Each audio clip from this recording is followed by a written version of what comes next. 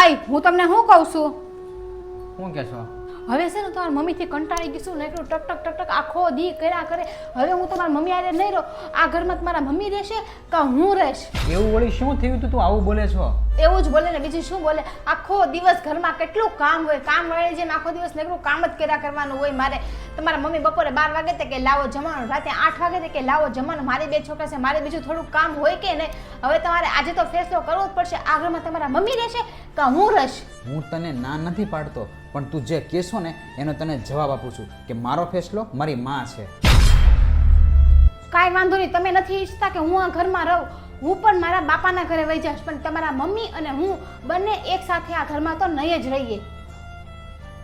હું નથી ઈચ્છતો કે કાલ સવારે આપણો દીકરો મોટો થાય અને એની માં અને એની પત્નીમાંથી જો કોઈ એક વ્યક્તિને પસંદ કરવાનું થાય અને એની પત્નીને પસંદ કરે, એ વાત મને તો નહીં ગમે. તને શું ગમશે?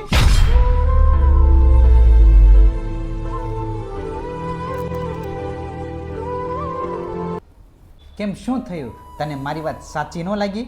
ના, તમારી વાત એકદમ સાચી છે. મને મારી ભૂલ સમજાઈ ગઈ છે. આપણા માવતર ગમે એવા હોય, આપણે એને સાચવવા જ પડે. કેમ કે આપણે આપણા માવતરને સાચવશું ને તો આપણા દીકરા આપણને સાચવશે. જેવું કરશું એવું જ ભરશું. હવે તે સાચી વાત કરી. સાહેબ, માથી મોટું કોઈ નથી, કારણ કે માની માને પણ નાની કહેવામાં આવે છે. જો તમને અમારો વિડીયો ગમે તો લાઈક જરૂરથી કરજો.